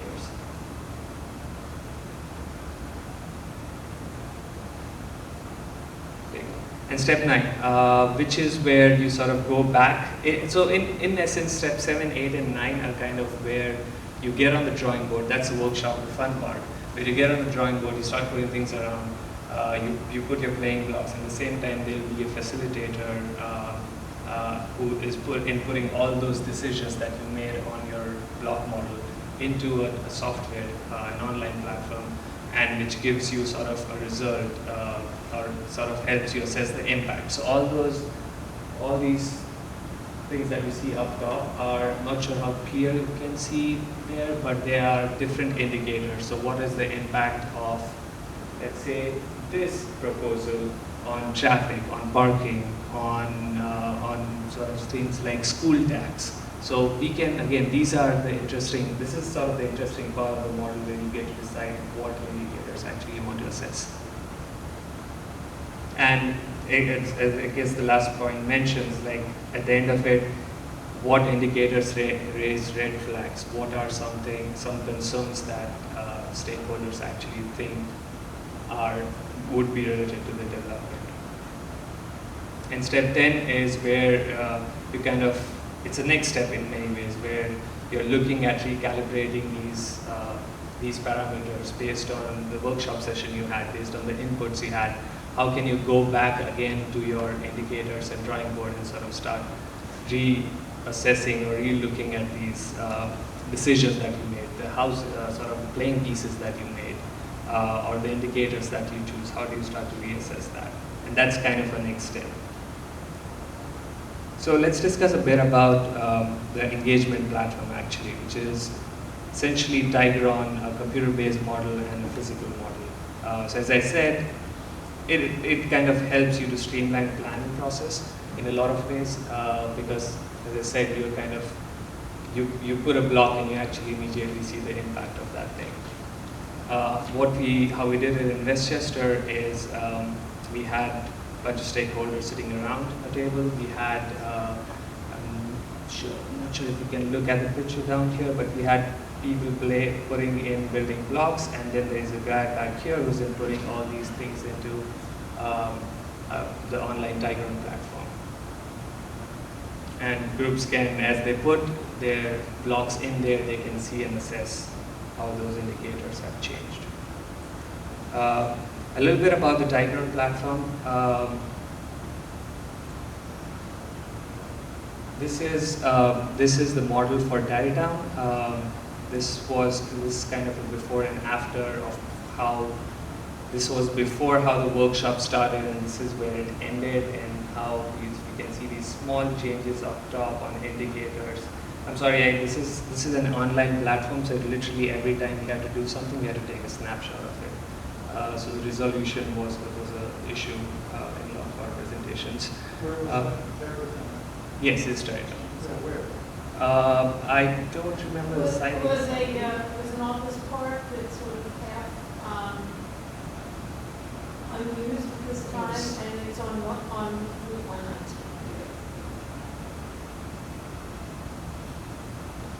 And these were some of the building types or the playing pieces that I talked of earlier. These were some of the building types that we had inputted into the model. There is, of course, a visual at the same time, so players can see what building, how does it look like, when it fits the community needs, and so forth. And then these are the indicators down here, where you kind of see if you choose this building and put it on the site, this is how it's going to impact. So parking will be increased by 0.01% and so forth. And this was kind of the general sort of site plan that we were looking at, but this is just to sort of show you how the home screen of a game looks like. Where this is kind of your playing board, similar to the playing board that you'll actually have on your desk, and we'll have these indicators up top here. And even behind the indicators, I should mention that there is actually a lot of modeling that kind of goes behind estimating these indicators, because not all the data information that we have can help you assess what is this, let's say, a multiplier for a certain thing. And this is just to sort of show you how this is a game in progress. The green zone is where somebody's trying to build something, and how that sort of, if once you start to do that, how that impacts your range of indicators, and that can help you inform your choices. This is another example for taxes for schools. This is an increased traffic simulation, so by the virtue of having X more development, how many cars would actually put on the road. And there are certain limitations to what this Tyron platform can do, and that is important to understand. There are certain limitations to this platform that are important to understand upfront. For example, the traffic simulation. Behind that, there are so many softwares out there which are just solely for the purpose of traffic simulation. And that is not what this software can do. What it can do at best is help you visualize what the increased traffic, or what is the frequency of increased traffic, how will that look like on your road next to your site. Okay, so what does all this mean for Austining? And we started to sort of craft this. This is a very draft sort of a scope. While we were making this presentation, we thought maybe what would we do, what steps would we take from these 10 steps, and start to sort of draft a scope for an X project. So for this, we chose the site around Seeker Road, because that is what we're familiar with when we're talking with the village officials. And in a nutshell, what we started to think about is that how much area are you looking at?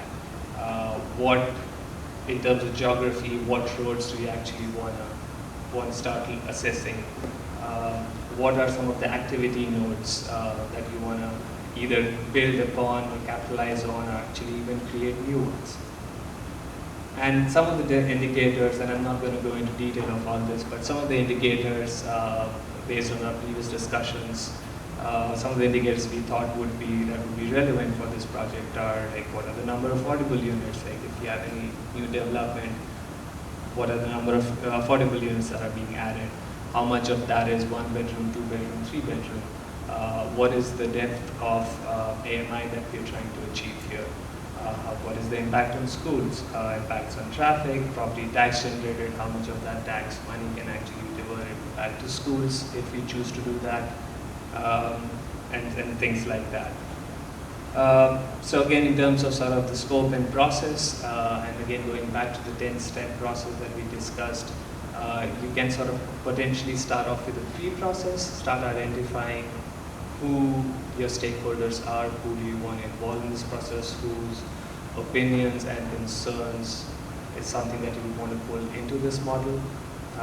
Then you want to start looking at data collection analysis, you want to start looking at, again, the boring stuff, as I like to call it, zoning, comprehensive plans. You want to start looking at what are your indicators, and you want to start identifying your building blocks, your playing pieces for the game.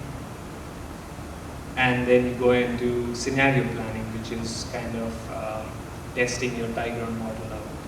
The second stage is more of a testing phase where it's mostly on our side where we're testing the physical model and the Tigron, how does that work out. The third is design workshops, depending on how big, how small you want this to be, and we can wrap up with the final presentation. For one side, the estimate here is that we can probably wrap this process up within 4 months.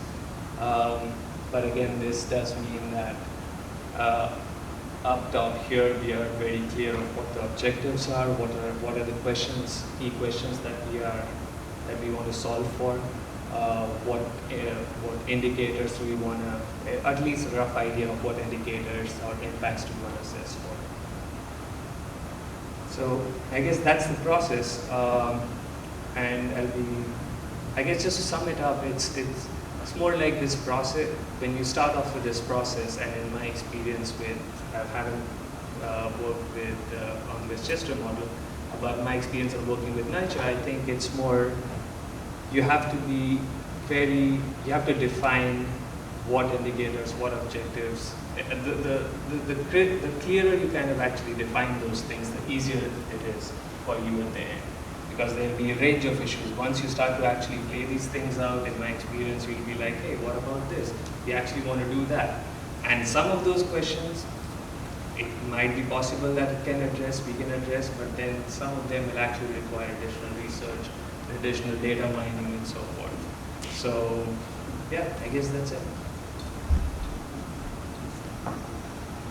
If I may, from having been on village boards and a mayor and whatnot, what I found so attractive about this process is that it allows, particularly the municipality, to have some input before a developer comes and puts something in front of them. And then you're scrambling to figure out, well, does this meet our needs, or how can we get what we need into this project?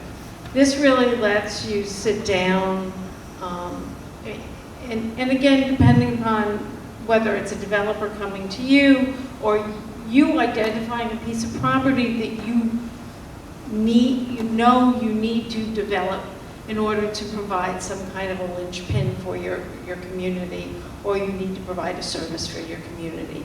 It lets you then to pull in the landowner and say, hey, we would like to do something with you, which is another way that this can be used. And what it allows you to do also is to provide a transparency to a process that is often not transparent. And that is worth its weight in gold when you're trying to deal with your community. And so that's why I think this is a great idea.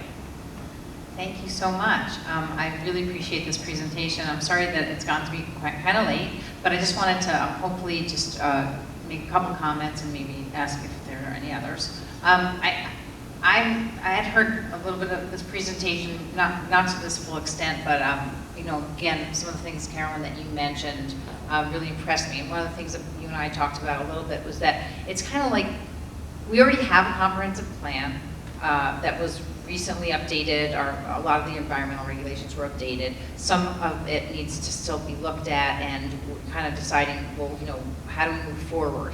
And when plans come before the planning board, or if there are requests for zoning changes, some of us who are new to this board, I think, might be a little bit confused as to, what direction are we going and is this the right move? I think that, this is like almost like doing a mini comprehensive plan for specific sites or areas or blocks or streets or corridors. So, we have, as I mentioned earlier, we have this exciting part on our state road that, as I understand it, developed around a sewer line being put in. And, that's how a lot of things happen and might have kind of come to being as it is today, a little haphazardly, not with so much foresight. And there's still some potential there to make changes and look at things, whether it's building owners who are trying to improve their bottom line, or community residents who want to have more opportunities for retail and local businesses who want to cater to the community needs. There's lots of different things. One of the things that I wanted to mention, and I mentioned earlier, is that for just full disclosure, the village of Ossining and the town had met with Carolyn, the Westchester Community Foundation, IFCA. Karen, I think you brought everybody to the table originally to talk about the possibility of partnering on a pilot project or something for the village. And to me, it's a great opportunity, and I'm hoping that my colleagues will agree that it will be a great opportunity if we do partner with the village to look at downtown and get some of the inputs to start off the model, really, that the town also shares. So there's overlaps with schools, with property taxes, but a lot of different things that overlap with what our community needs are. And it seems like we could leverage some of the inputs for maybe either a parallel track for some of the town developments or a secondary track. So I'm hopeful that we can put a little bit of an investment into this project so that we can have some say in it, as well as help develop what really benefits all of us. Because we can't really, as much as we are separate governments, and we have separate planning boards and separate zoning boards, and we all benefit from the whole. We're one community. Thank you. That was the line, right? So we really are one community. And, hopefully we can move together in that way. And I hope that we have continued discussions about how this could benefit us. My son, being a huge fan of video games, as I'm sure many of our children are, the Tigran model also really appeals to me, because I think that it has real relevance today, and there's some sense of immediate gratification, not just talking about these things in a vacuum and then having to wait and finally get to some kind of development. Like, you can actually shift these pieces around and see how it's going to impact your bottom line. So I think that part of it is also really interesting and really exciting, and just seems like an innovative approach to how we go about doing business here in Westchester County. And I hope that we have an opportunity to work with this model moving on into the future. So with that, I'm going to ask my colleagues if you guys have any questions. I don't really think I have any questions at this time, just comments. I'm hoping, again, that we can find a way to work together with developers, with the community, with the stakeholders to achieve some really great results for Ossining. I just want to expand on what our supervisor said, is that this really, we started this conversation, Catherine Borgia introduced me to Carolyn, and we had been discussing what would be a really great way to galvanize everything that's going on here in the town and the village, and think strategically and long term. We have so many different needs going forward. We want economic revitalization. We need housing at different levels of income, affordable housing. We also need market rate housing, and we need to also be careful about our schools if we get too much housing. And so there's just so many different issues that without a thoughtful approach like this, it may be difficult to really recognize and realize all the opportunities that we have and have them come to fruition in a way that really does make all boats rise. So thank you for the presentation. With that, I don't know if anybody in the audience has any questions. Oh, I'm sorry. That's okay. Sorry, Liz. I see that you guys have interacted with this before, so I'm kind of new to the table here. My question is, I see that it's a set number of people at a table, you know, playing different roles and doing that. How does the community come into this? How about the residents? Is somebody appointed to represent the residents? Or can any resident come and sit at the table and say, I'm thinking this? Or I'm trying to understand how the community fits into this Well, design piece. well, I guess that would, I don't know, for example, if I were doing this in Scarsdale, all right, and I'll use that.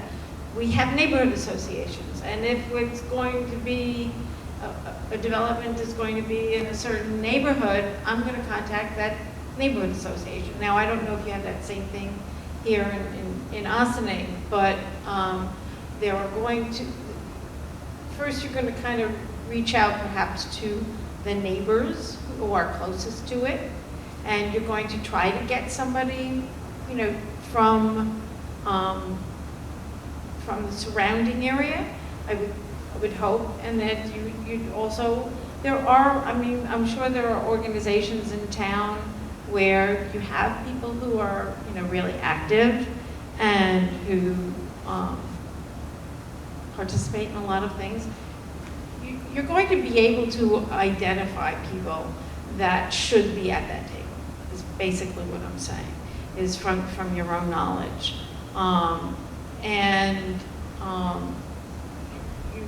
For example, if perhaps you want to put a piece in there that has something to, I don't know what sites exactly Dana's looking at, but maybe there's an environmental group, and whatever is going to be done is going to impact some green space. You might want to have somebody from that environmental group. As you look at the different pieces of property, you can start to figure out who the stakeholder should be. I mean, that's one of the. So is there an online platform, you know, say the initial group gets together, does this get put online for the residents to see, and somebody who says, oh, there's a historical piece or a ecological piece or anything else, or is this just kind of basically worked on in one specific group? If I hear you correctly, I think what we would want to do in that situation is to actually set the parameters out before approaching community members. And it's almost like, if I think of something, if I would want to think of it, well, if I do this, who would I make angry? And then those become my first stakeholders that I actually would want to hear and get on the table. So that's, as I said, like, you can, with this kind of modeling, you can actually investigate 100 indicators or thousands of impacts. But what are, let's say, the top 5 or 6 that actually matter to what you're trying to achieve as a community?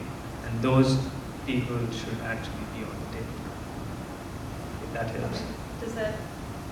It does. It's just a really diverse community, so we like to get input from a lot of different areas. So one of the processes that we are doing currently in Inwood, in Upper Manhattan, and we have a similar problem. There is a lot of diversity in community, and what actually we haven't done is this process initiated by New York City Economic Development Corporation, but they have actually reached out and found people within the community who can actually go and help spread the word. And those then become your kind of sort of the working group. We ended up with a huge working group. There are probably 50 people in there right now, if I remember correctly, but that's an option. So there's no limit to how many people can be at the table? Well, then there'll be multiple tables. There'll be, like, one table can have like 5 to 6 people, and then suddenly you'll have 10 people. But then you have to factor in, like, how much time does it take for everybody to do that exercise? How do you want to channel that input back? So that's the thing that you probably want to start thinking if you have more stakeholders at the table.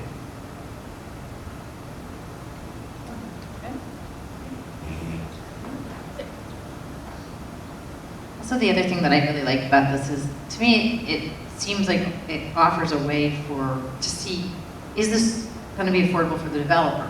You know, can you actually make money out of this, right? It's not just what's great for the community in a perfect utopian society where nothing costs any money and, you know, or takes any time. So. I mean, that's that's one of the beauties of this, is you know right away when you move one piece, whether or not you've created a situation that is basically that a developer couldn't do because it's going to cost them too much money. So it helps keep you realistic in your approach, and yet at the same time lets you really think outside the box in terms of what you want to do for your community. And that's why, like I said at the beginning of this, that's why I said at the beginning of this that it gives you a range of solutions, that it does not, so let's say if you had a needle swinging from community to the developer needs, what are the range of issues and what do you actually want as a community? So that's something that you end up doing. Yes, I'm confused about what's the entry point here? Who initiates and who pays for this analysis? The property owner of a municipality or what company? A combination. A combination. So, do you want to comment on that a little bit, or, I mean, I think that there's probably different entry points. It depends on, you know, how you want to approach it. My thinking is, as developers are coming, you know, might kind of say, you know, dangle like, oh, I have this nice piece of property, I don't really know what to do. You know, that might be an opportunity to say, oh, let's see if we can engage, you know, with WXY, with High Ground, and see if there's a process that we can go through. They may be more interested in investing money in this process because it's going to save them money on the planning in the back end if they can get some of the answers to their questions and get a lot of the community vetting done in advance, instead of, again, plopping down a project in the middle of some area, and they're kind of trying to back in their vision instead of coming the other direction. So, I mean, I think that, go ahead. It depends on the site and how much data has to be developed. I mean, I mean, it depends. It's really. I understand it depends, but right. Could you give an example?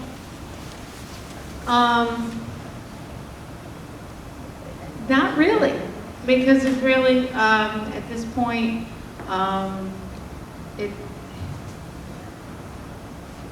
the modeling has been used in other places, but not in Westchester for this use. So we're really having to develop whole new platforms of data. Platform may not be the right word, but So we have to build like plug those. right. So there, you know, this is a work in progress, and we understand that, and I think you know, accommodations are being made for that. So, but for example, you talked about entry points. If a few years ago in Scarsdale, I wish this had been available, because there was a piece of property that Village owned a portion of it, but there was an old dilapidated garage and there had been a gas station, and the person who owned the property didn't seem interested in doing anything with it, and it was a terrible eyesore. And we also needed a parking garage and a whole bunch of other things. And we went through, I want to say, 2.5 years of a great deal of tumult, trying to figure out how to get our arms around this problem. And in that situation, the entry point was probably the village saying, we need to do something with this piece of property, and we need to get the owner involved in this. So that, you know, that would be like one entry point. And another entry point would be a developer who says, I've got this piece of property, it's not doing anything for me, but I don't want to come to the village with something that I know I'm going to spend a year or more in front of the planning board or village board, town board, having neighbors fight over what I should be doing, and having invested a lot of money in the planning. Them come and say, look, I would like to work with you to develop something that makes sense for both of us. would help. I think the question was, let's take the garage example. Right. Is this a $10 fee for the village to get you, or is this $1 million fee for the village to get you? Where's the starting point of what's it going to cost a municipality or a developer to step in and start a process? Well, roughly it's the software, the license for the software, that itself is about $5,000 to $6,000, and that's just they're just giving you a platform. That's a starting point. That's a starting point. So they're giving you a platform. Everything else from there, you have to do it and do it yourself. For let's say for New York City example, one of the better ones where you actually have all the data in there already, so you don't have to do a lot of groundwork. For this case, you'll have to do a little bit of groundwork to actually get the model working for you. And that's what I said. Like, depending on what do we want to assess, how much, what is the site, how many people is this for. So if once we have that defined, it will sort of help us to get a better sense.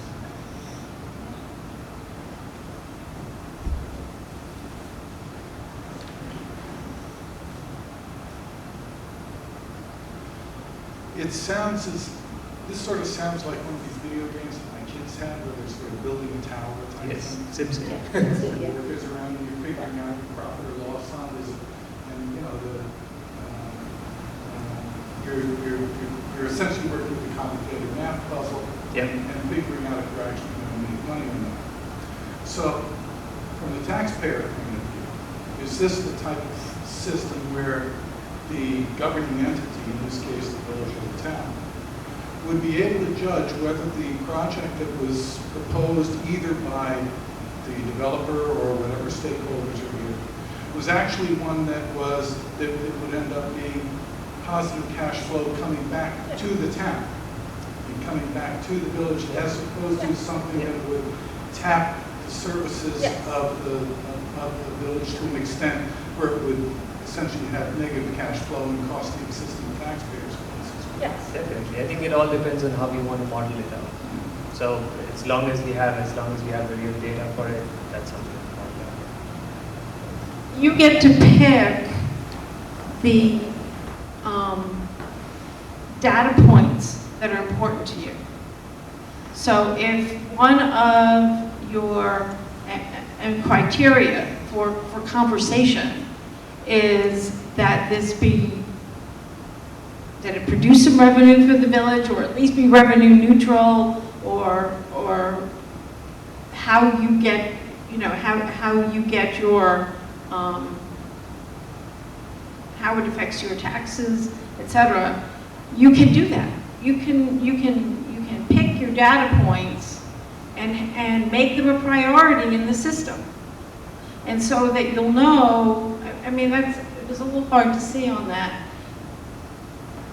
When you get into the actual modeling, if you decide, for example, to increase the number of housing units and decrease the amount of retail space, say you're doing a mixed-use development, you'll get to, and one of the things you want to know is how that'll impact the taxes to the town. You'll be, and you put your data in, you'll be able to see that as soon as you make that switch on the model. And we did, like for the Westchester model, we did like a small mini pro forma, which assesses like the net revenue. We kind of did a small mini pro forma for each building types, which kind of lets from the developer side, they kind of know, well, if you are, and that's kind of their key trade-off, right? How much is their net return at the end of the day? So that is also factored in. Again, how much in depth do we want this model to be? What are we trying to solve for? Those are the two most important questions. It also sounds as if it's a rather complicated program, so that you would have to have a designated person or a small group of people to actually do the inputs on this and understand the program and how it interrelates. Yep. And so would those be specialists in the building department? Would they be specialists in planning? Would, for instance, the zoning board have the ability to utilize a program like this to determine whether it's worth it to grant a variance on a property or something? Short answer is no, because it's a complicated Right. software. We have started to do similar thing with, again, EDC in New York City, where we have started to help the staff understand and learn the software so that they can sort of go on. But it's, again, as you can imagine, this is a process that takes time. Right, and you keep talking about New York City and larger municipalities. Is this something where there's a critical mass that's necessary for the municipality No. actually Not to no. be able to utilize it? No. No. Okay, I'm gonna wrap this up now because we have to go, but I did want to just say one other thing, which is, to me, one of the reasons I'm guessing that the Federal Monitor was interested in utilizing this is also to take a look at back to the question that Councilwoman Dottori mentioned before, was what is really affordable housing, and how can it benefit a community, and how can it fit into a community, and how does it fit into the overall mix? And I think, with the conversation, certainly looking at, the village, we've been hearing a lot about affordable housing. We also know that we have a lot of challenges with housing in general. Even right now, as we're looking at our reassessment and looking at how, people in their current spaces, what's affordable to one person may not be affordable to another person. I think it's just really important that we continue the conversation and look for innovative approaches to making housing work for our community. As Doug Olcott mentioned before from CPC, it's not just for people to move in here, it's for people who are here to be in housing that fits their ability to pay and fits their lifestyle. So as well as looking at mixed uses and how we make our business corridors and our downtowns more attractive and more easy to get around and maneuver for people who may just want to rely on public transportation and not want to have to get into their car just to go 3 feet. So I think that, it's really, we're in a period of transformation in development, in housing, and certainly in Westchester County. And I think it's a great opportunity for us to look at different ways to approach development. So thank you again so much for coming, and we look forward to having other opportunities to work together. And thank you to the community for your insightful questions, and hopefully we will have more conversations with the rest of our board in the near future about this resource and how we can make use of it.